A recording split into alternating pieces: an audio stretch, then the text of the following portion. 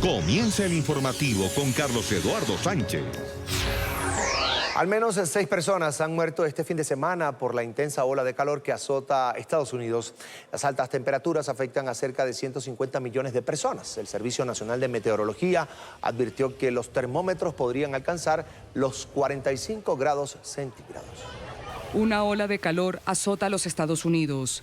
Las muertes reportadas han sido atribuidas a las altas temperaturas que golpean un amplio territorio del país, desde el medio oeste hasta la costa atlántica. Creo que está afectando a todo el mundo porque el calor junto con la humedad es realmente agotador.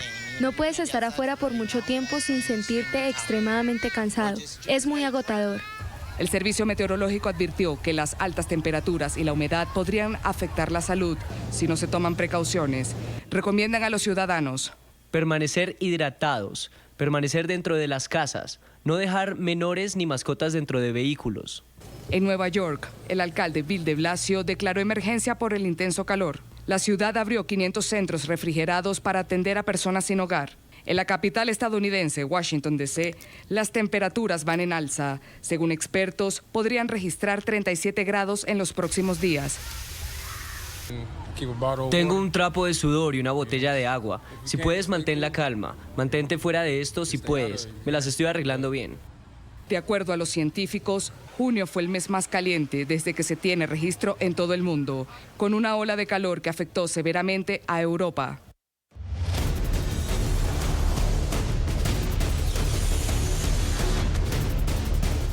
El secretario de Estado de los Estados Unidos, Mike Pompeo, llegó a México como parte de su gira por Latinoamérica. El diplomático proveniente de Ecuador fue recibido este sábado en Ciudad de México por la subsecretaria para Asuntos Multilaterales y Derechos Humanos, Marta Delgado. La visita de Pompeo busca discutir los avances del acuerdo sobre migración pactado el pasado 7 de junio. El secretario de Estado se reúne hoy con el canciller Marcelo Ebrard, quien oficializa la propuesta para que Washington invierta $2.000 millones para impulsar proyectos que generen empleo como parte del programa Sembrando Vida en El Salvador. Pompeo y Ebrard además discuten sobre el Tratado de Libre Comercio que mantienen con Canadá.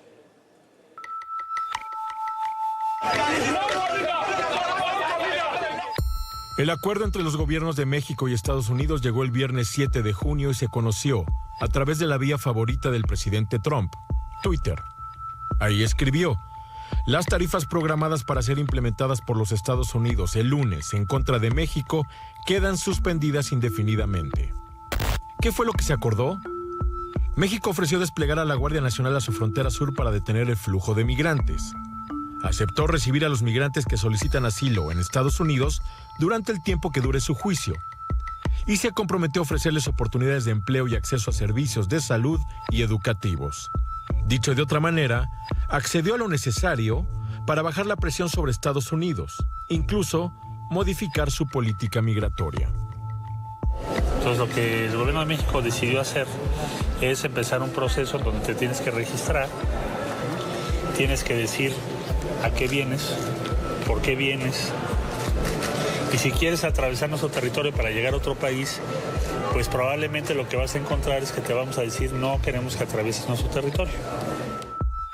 Esa semana, Francisco Garduño, responsable de cárceles federales, se convirtió en el nuevo comisionado del Instituto Nacional de Migración a la renuncia de Tonatiuh Guillén. En un intento por construir un nuevo discurso alrededor del tema migratorio, el presidente López Obrador se encontró con Nayib Bukele, presidente de El Salvador, en Tapachula, Chiapas. Ahí presentaron un plan de desarrollo integral para Centroamérica que en el papel pretende evitar que habitantes de la región salgan de sus países rumbo a Estados Unidos. La foto parecía efectiva hasta que la realidad los golpeó. Con una diferencia de horas, 3 imágenes marcaron la crudeza de la realidad migratoria. ¿Dónde está? ¿Dónde está mi esposo? ¿Dónde está? ¡Sáquenlo! ¿Dónde está? ¿Dónde está mi niño, por Dios? Mi niña lo necesita también. Óscar Alberto Martínez, de 25 años, y su hija Valeria, de 2 años de edad, murieron ahogados al intentar cruzar el río Bravo desde Matamoros, Tamaulipas, hacia Estados Unidos. La imagen de los salvadoreños flotando boca abajo Con la menor abrazada a su padre, dio la vuelta al mundo. ¡Ayúdame, mi hijo! ¡Está enfermo! ¡Ayúdame! ¡Ayúdame! ¡Ayúdame, por favor! ¡Ayúdame! Se trata de las súplicas de una mujer haitiana, tirada abajo del portón de un albergue temporal del Instituto Nacional de Migración en Tapachula, Chiapas, donde se encuentra encerrada. La tercera imagen, soldados en apoyo a la Guardia Nacional deteniendo migrantes en los límites entre Ciudad Juárez, Chihuahua, y El Paso, Texas. Mientras tanto, en Estados Unidos, los llamados santuarios arropan a los inmigrantes indocumentados amenazados por las deportaciones del presidente Donald Trump. Decenas de iglesias reciben a personas atemorizadas por la posibilidad de ser arrestadas en las redadas anunciadas por la Casa Blanca. A una semana del inicio de estos operativos no se reportan detenciones masivas por parte de la Oficina de Inmigración y Control de Aduanas. Informe de nuestra cadena aliada, la Deutsche Welle. Jamás se imaginaría que la obligarían a abandonar a sus hijos, pero en cualquier momento esta pesadilla podría hacerse realidad. Rosa Gutiérrez López es una inmigrante indocumentada. Salió de El Salvador hace 13 años huyendo de la violencia. Ahora se enfrenta a la deportación. Sus 3 hijos nacieron en Estados Unidos. Su hijo menor, John, tiene síndrome de Down. Y Rosa teme no poder darle el mismo cuidado en El Salvador. Por eso lleva 8 meses refugiada aquí, en la Iglesia Unitaria Universalista de Cedar Lane, cerca de Washington, separada de sus hijos durante la semana para que ellos puedan seguir asistiendo a su escuela. Me dolió comunicarles y yo les dije que yo tenía que venirme a una iglesia a refugiarme porque yo no me podía ir a mi país y dejarlos acá, ¿verdad?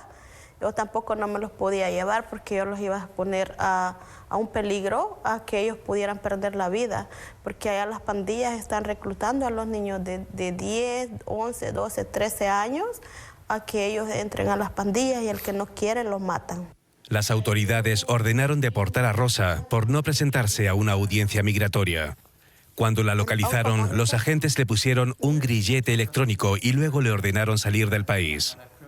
Entonces encontré a una amiga, de casualidad encontré a una amiga y me dijo, ¿qué te pasa? Ando despidiéndome, le digo yo, porque voy a transferir a mis hijos a otra escuela. ¿Por qué? Porque me están deportando, yo necesito, es duro para mí.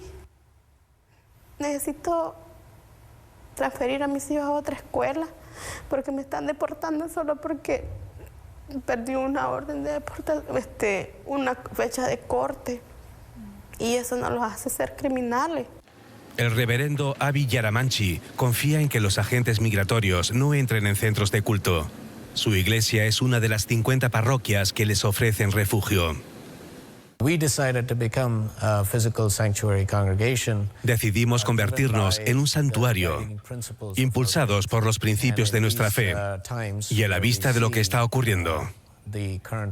Viendo que el gobierno actual adopta políticas y actúa amenazando la seguridad y la integridad de las personas. La Iglesia ha lanzado además una campaña informativa para enseñar a los migrantes indocumentados cómo afrontar las posibles redadas y evitar ser arrestados, negándose a abrir la puerta. La amenaza de la deportación está obligando a Rosa y a muchas personas como ella a vivir escondidas, al margen de la sociedad. Salir a comprar o ir al médico va siempre unido al miedo. El presidente Trump sostiene que el servicio migratorio expulsará, en sus propias palabras, a millones de extranjeros ilegales del país. En realidad, se estima que hay de unas 2.000 personas sin papeles en regla. Los congresistas demócratas consideran que las amenazas de Trump son una táctica para intimidar a comunidades como esta. Pero la comunidad no se deja amedrentar y organiza vigilias para que Rosa sepa que la protegerán, aunque la administración Trump ordene lo contrario. Y el presidente Donald Trump habló sobre migración en su cuenta de Twitter. El mandatario resaltó el avance de sus políticas y las medidas que se están adelantando en las zonas fronterizas para evitar la llegada de indocumentados al país. Sin embargo, dijo y hizo un nuevo llamado a los demócratas para que desde el Congreso se firmen leyes que refuercen sus iniciativas.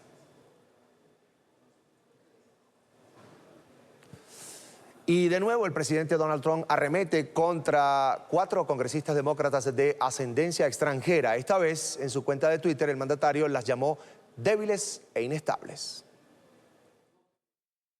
No creo que las 4 congresistas sean capaces de amar a nuestro país. Deben disculparse con Estados Unidos e Israel por las horribles y odiosas cosas que han dicho. Están destruyendo al Partido Demócrata, pero son personas débiles e inseguras que nunca pueden destruir a nuestra gran nación. La congresista demócrata Alexandria Ocasio-Cortez había contestado este sábado los ataques del presidente contra ella y otras legisladoras demócratas. Ocasio afirmó que el mandatario está motivado por el racismo. Todo lo que tienen que hacer es escuchar lo que hizo el presidente esta semana para saber que no se trata de un asunto de migración. Porque una vez que comienza a decirle a los ciudadanos estadounidenses regresen a sus propios países, esto evidencia que las políticas de este presidente no se tratan de migración, se tratan de etnicidad y racismo. Y aumenta la presión contra el gobernador de Puerto Rico, Ricardo Rosselló. Por 8º día consecutivo, los ciudadanos salen a las calles para exigir su renuncia. Este domingo se dirigen a la residencia del mandatario local en San Juan. Aseguran que continuarán protestando hasta que Rosselló abandone el cargo. Rosselló atraviesa la peor crisis tras revelarse cientos de mensajes en los que el dirigente, junto a varios asesores de su equipo cercano, se mofa de líderes políticos, periodistas y artistas con comentarios machistas y homófobos. Rosselló también estaría involucrado en la desviación de fondos destinados para la reconstrucción de la isla tras el paso del huracán María en 2017. Este es otro Puerto Rico. Este es un pueblo que ya no tiene miedo, es un pueblo que ya lo perdió porque nos quitaron tanto que nos quitaron hasta el miedo. Y nosotros no vamos a salir de la calle hasta que se vaya este gobierno abusador, porque nosotros no aguantamos más. Así que aquí se respira lucha, se respira esperanza, se respira inclusión y solidaridad. Aquí hay un pueblo que se ha unido más allá de colores, de sexo, de orientación sexual, de identidad de género, de creencias, de todo. Nos hemos unido como pueblo para estar unidos y exigirle a Ricardo Rosselló que renuncie, que nos deje en paz. Y desde Estados Unidos, el precandidato presidencial demócrata Bernie Sanders respaldó las protestas antigubernamentales en Puerto Rico. Dijo que la isla merece un mejor gobierno. Estoy con el pueblo de Puerto Rico en su lucha contra la corrupción y me uno a ellos para pedir la renuncia inmediata del gobernador Rosselló. Puerto Rico merece un gobernador responsable, transparente y capaz de llevar a la isla a la recuperación después del huracán María, que fue hace casi 2 años. El gobierno federal debe proporcionar apoyo total en este esfuerzo.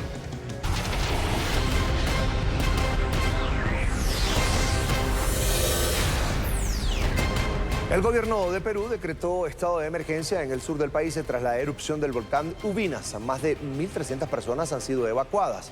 Las autoridades elevaron el nivel de alerta a naranja ante un posible aumento de la actividad del volcán, que ya ha expulsado ceniza. Según el Instituto Sísmico, en las últimas horas se han registrado 3 explosiones. El mandatario Martín Vizcarra inspeccionó las zonas afectadas. Y los impactos del volcán también afectan a Bolivia. Las autoridades de la provincia fronteriza José Manuel Pando advirtieron que las cenizas están afectando la salud de 6.000 familias y que podrían además de perjudicar a 120.000 cabezas de ganado en este territorio. Solicitan ayuda humanitaria al gobierno de Evo Morales.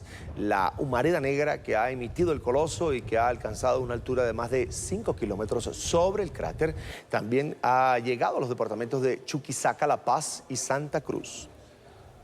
En la tarde estaba medio como polvo, pero esta mañana olor a azufre, se ha respirado azufre, ardor en el ojo ha habido. Primero se ha sentido como una nube, como si fuera nevada, algo por el estilo, que ingresó de la parte noroeste del municipio, del lado peruano. El mismo que ha dejado muy afectado a toda la región Santiago de Machaca. A 104 comunidades que tenemos en Santiago de Machaca ha quedado afectado. Los pastizales, las personas, los animales, los campos agrícolas. Y esta semana se cumplieron 25 años del atentado contra la Asociación Mutual israelita en Argentina, en la ciudad de Buenos Aires, en la capital. 85 personas murieron. Ciudadanos israelíes son señalados de haber planeado el peor ataque terrorista en la historia de la nación suramericana. Sin embargo, Estados Unidos acaba de acusar también a un colombiano de origen libanés. Informe de nuestra cadena aliada La Voz de América. Estados Unidos acusa formalmente a este hombre, Salman Rauf Salman, de ser el autor intelectual del atentado contra la AMIA, un ataque con coche bomba perpetrado en 1994 contra la Asociación Mutual Israelita Argentina en Buenos Aires. Dejó 85 muertos y cientos de heridos y el caso nunca quedó cerrado. Ahora, 25 años después, Washington apunta a un alto rango de Hezbollah de nacionalidad colombiana y libanesa por el que ofrece hasta $7 millones de recompensa. El Departamento del Tesoro de Estados Unidos también designa a Salman como terrorista internacional, lo que le priva el acceso al sistema financiero estadounidense. El anuncio de estas medidas coincide con la visita del secretario de Estado Mike Pompeo a Argentina, donde participó en eventos contra el terrorismo. El Departamento del Tesoro señaló además que Salman ha dirigido otras operaciones terroristas en el hemisferio occidental para Hezbollah, agrupación que desde esta semana está considerada como grupo terrorista en Argentina. Salman, conocido también como Samuel Salman el Reda, es uno de los fugitivos más buscados por la Interpol, que durante 3 décadas ha conseguido esconderse entre el Líbano y Latinoamérica. Entre tanto, el Grupo de Lima mantendrá la presión internacional para lograr una solución a la crisis venezolana. El canciller argentino Jorge Faurier dijo este sábado que la tarea del bloque debe ser persuadir países que todavía tienen vínculos y sostienen parte de lo que es la dictadura madurista. Faurier reconoció que, aunque el trabajo ya cumple 2 años, no se han conseguido los resultados deseados que se constituyen en la salida del poder de Nicolás Maduro y la convocatoria a elecciones libres. Las declaraciones del canciller anteceden a la 15ª reunión del Grupo de Lima, que tendrá lugar este martes en la capital argentina, Buenos Aires. Y ciudadanos nicaragüenses exigen justicia tras el asesinato de un joven opositor durante un operativo policial. El caso es un ejemplo de la violencia que vive el país 40 años después de la traicionada revolución de Daniel Ortega. Informe de nuestra cadena aliada, la Deutsche Welle. Los impactos de bala quedaron como testigos mudos de la represión estatal. El asalto policial tuvo lugar cuando todos estaban dormidos. Si mi hija de 1 año y yo estamos vivas es porque Dios nos protegió, porque los disparos fueron sin cesar y estábamos a oscuras. Nosotros lo podíamos ver a ellos porque ellos estaban en la claridad, porque en la sala había luz, pero ellos no nos podían ver a nosotros. Ellos dispararon y dispararon, ellos no les importó a quién le iban a dar.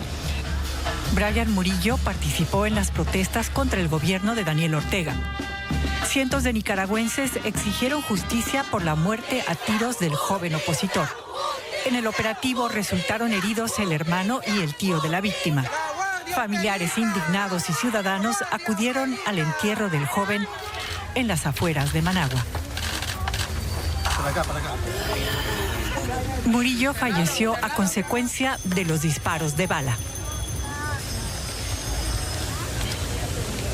La policía aseguró que el fallecido era un delincuente acusado de robo y prófugo de la justicia. Es increíble utilizar contra la población civil este tipo de armamento. Y eso tiene un nombre, pues. Cuando resulte alguien muerto, cuando resulte alguien secuestrado, todos son delitos de lesa humanidad. Nicaragua sigue sumida en una crisis de violencia que ha dejado por lo menos 326 muertos desde que comenzaron las protestas contra el gobierno de Daniel Ortega. Y el presidente de México, Andrés Manuel López Obrador, dijo que por el momento no existen denuncias que vinculen a su antecesor Enrique Peña Nieto con el caso Odebrecht. El mandatario indicó que el expresidente tampoco está relacionado con las investigaciones en contra de Emilio Lozoya, exdirector de Petróleos Mexicanos y quien habría recibido más de $10 millones en sobornos por parte de la constructora brasileña a cambio de contratos precisamente con Pemex. El exfuncionario asegura que mientras fue presidente de la petrolera, recibió órdenes del presidente Enrique Peña Nieto. Y el poeta cubano Roberto Fernández Retamar murió a los 89 años de edad. El ensayista y profesor universitario falleció en la isla este sábado. Fernández Retamar es conocido por decenas de libros de poesías, entre los cuales destaca Calibán, uno de los más importantes textos ensayísticos de la literatura y la lengua española del siglo XX. Es autor de decenas de libros de poesía y ensayo.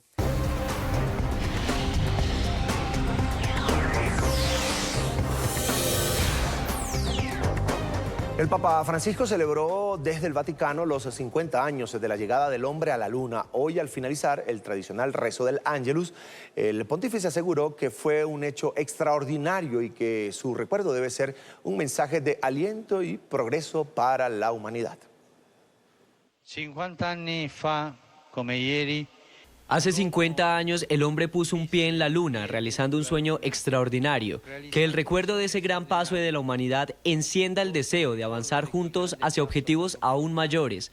Más dignidad para los débiles, más justicia entre los pueblos, más futuro para nuestro hogar común. Più dignità ai deboli.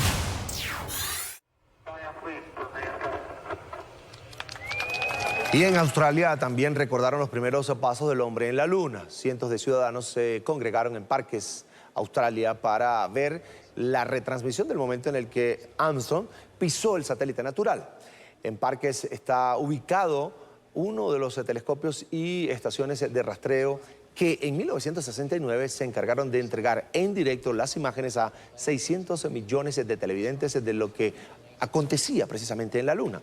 A la celebración de este sábado asistió el astronauta retirado Andrew Thomas, que aplaudió una vez más la hazaña de sus colegas estadounidenses.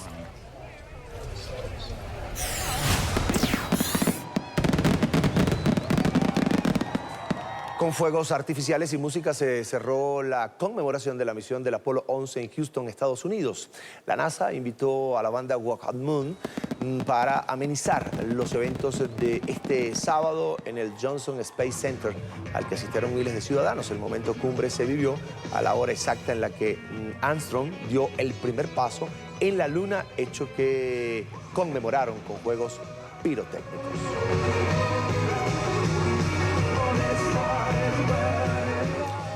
Y el mundo conmemoró medio siglo de la llegada del hombre a la luna. El vicepresidente de los Estados Unidos, Mike Pence, prometió que los próximos astronautas en regresar a la luna en 2024 también serán estadounidenses. Una fiesta se vivió en el Centro Espacial de la NASA en Houston. En el homenaje participaron miles de personas que recordaron la legendaria misión Apolo 11. Con música, baile y un show de paracaidismo celebraron los 50 años de alunizaje. Fui a la plataforma antes del lanzamiento y vi cuando despegó, así que tengo muchos recuerdos geniales. El vicepresidente de Estados Unidos, Mike Pence, visitó el Centro Espacial Kennedy y recorrió la plataforma de lanzamiento en compañía de Buzz Aldrin y el hijo de Neil Armstrong. Celebramos a los astronautas heroicos que lograron esa extraordinaria hazaña en la historia humana. En el Museo de Ciencia Frost en Miami, aficionados al espacio recordaron la histórica fecha. Y cuando pusieron la bandera, eso lo recuerdo muy bien. Desde el cosmódromo de Baikonur en Kazajistán, una nave con 3 astronautas despegó hacia la Estación Espacial Internacional.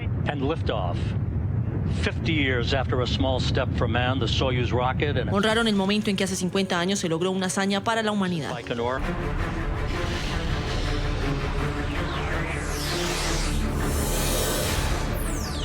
En video quedó registrado el momento exacto en el que iraníes incautan un barco petrolero británico. Helicópteros y lanchas rápidas de la Guardia Revolucionaria de Irán interceptaron la embarcación, según ellos, luego de ignorar las normas y reglamentos marítimos internacionales al atravesar el estrecho de Hormuz. En el video se puede ver cómo las lanchas rodean al buque Stena Impero, que aparentemente estaba avanzando a toda velocidad.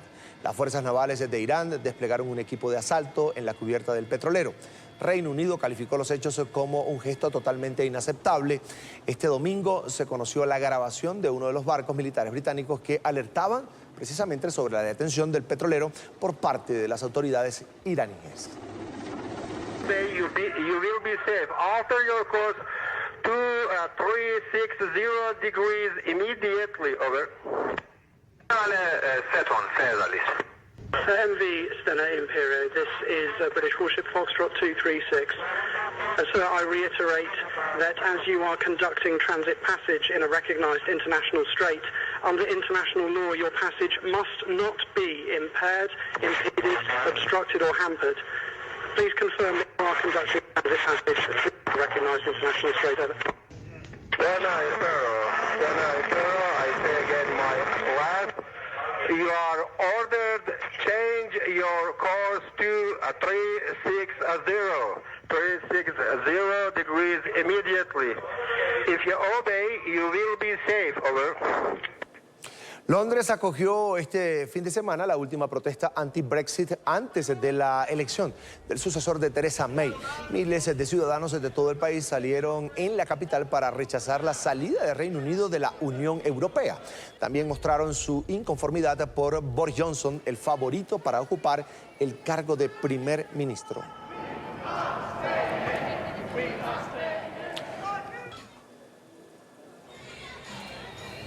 Emergencia en el distrito de Castelo Branco, en el centro de Portugal. Un incendio forestal que empezó este sábado afecta la zona donde se ubican varias aldeas. Las llamas ya consumieron cerca de 8.500 hectáreas y han dejado heridas a unas 20 personas. Cerca de 800 bomberos trabajan en el terreno para controlar la conflagración.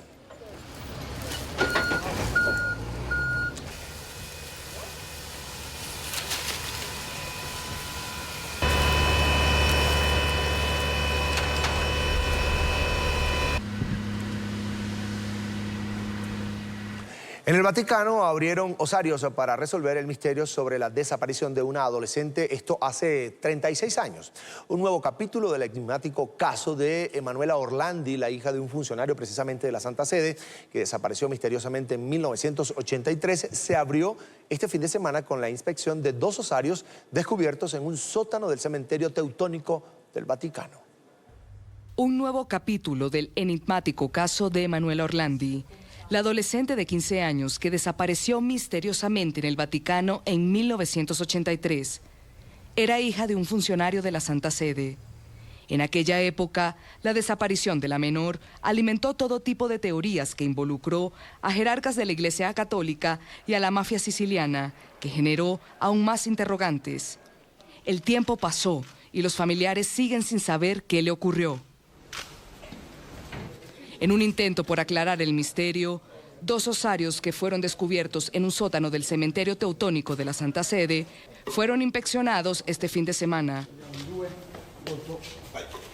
En presencia de la familia Orlandi, un forense contratado por los familiares de la joven tomó muestras de los restos para determinar si son de Manuela. Los resultados estarán listos el 27 de julio, fecha en la que se pudiera obtener respuesta sobre lo que ocurrió con la adolescente hace 36 años. Esta exhumación se produce una semana después de que el Vaticano autorizara la apertura de 2 tumbas del cementerio alemán en un intento del Papa Francisco por aclarar el caso de Manuela. Pero en vez de arrojar luz, hubo más misterio, pues al abrir las tumbas no había rastro de Manuela Orlandi ni de 2 princesas de origen alemán fallecidas en el siglo XIX que debían estar enterradas allí. Sin embargo, y ante la gran sorpresa, expertos aseguran instantes después que los restos de estas 2 mujeres fueron trasladados durante las obras de remodelación realizadas en ese edificio entre los años 1970 y 1980. Nueva jornada de manifestaciones en Hong Kong. Miles de ciudadanos marcharon exigiendo al gobierno una investigación independiente sobre la violencia policial durante las movilizaciones. Reclamaron además reformas democráticas en esta ciudad autónoma. Este es el 7º domingo consecutivo de protestas que iniciaron en rechazo al proyecto de ley de extradición a China que la gobernadora declaró muerto hace 2 semanas.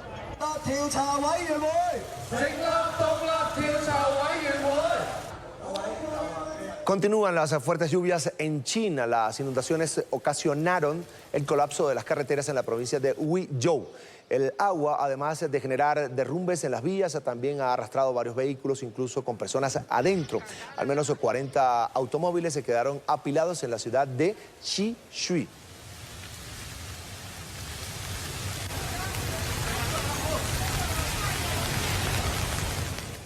Y esta semana fue declarada la emergencia sanitaria internacional por un brote de ébola en África. La enfermedad reapareció en la República Democrática del Congo y en menos de un año ya ha cobrado la vida de 1.600 personas. La alerta fue decretada a raíz de la muerte el pasado martes de un pastor evangélico en Goma, la segunda ciudad más importante del Congo. Nuestra evaluación de riesgo sigue siendo que el riesgo de propagación en la República Democrática del Congo y la región sigue siendo muy alto. El deceso de una mujer que viajó desde Goma a Uganda también fue considerado, aunque en junio ya se habían reseñado otros 2 casos en esa ciudad. Sin embargo, la Organización Mundial de la Salud no emitió ninguna restricción de viajes o comercio. Estas restricciones obligan a las personas a utilizar los cruces fronterizos informales y sin supervisión, lo que aumenta el potencial de propagación de la enfermedad. La emergencia de salud pública internacional es una designación que solo se usa para las epidemias más graves. Este brote de ébola ya ha cobrado la vida de más de 1.600 personas. La epidemia entre 2014 y 2016 le arrebató la vida a 11.300 ciudadanos en África Occidental. Saludamos a esta hora a nuestro jefe de misión, Nicolai Abril. Nico, bienvenido, como siempre es un gusto. ¿Qué tan contagioso y mortal puede llegar a ser el ébola? Carlos, buenas tardes. El ébola es un virus altamente contagioso y con frecuencia mortal. Las personas que padecen la enfermedad solo la transmiten una vez que desarrollan síntomas. Estos síntomas aparecen entre 2 y 21 días después de la infección, pero generalmente tardan entre 8 y 10 días. El virus ataca las células inmunitarias del cuerpo. Suelen actuar como primera línea de defensa, atrapando y digiriendo infecciones. Normalmente el sistema inmunológico puede aumentar sus defensas para combatir un ataque, pero el virus del ébola logra derrotar e incluso destruir las células inmunitarias, lo que a menudo lleva a la muerte. Los síntomas tempranos del ébola incluyen fiebre repentina, una sensación general de debilidad, dolor muscular, dolores de cabeza y dolor de garganta. El virus ataca y daña las células que protegen los vasos sanguíneos. Esto causa sangrado, deshidratación y presión arterial anormalmente baja. El hígado es un órgano donde el virus puede desarrollarse rápidamente, lo que significa que los pacientes a menudo sufren de dolor de estómago, diarrea y vómitos. Algunas personas también experimentan enrojecimiento de los ojos, erupciones, hipo, dificultad para respirar y tragar, sangrado interno y externo hasta la muerte. Llegamos al final. Gracias por acompañarnos hoy en el informativo de NTN24, el canal de las Américas. Sigan informados por tu cuenta, es @NTN24, y todas las noticias están en www.ntn24.com. Hasta la próxima.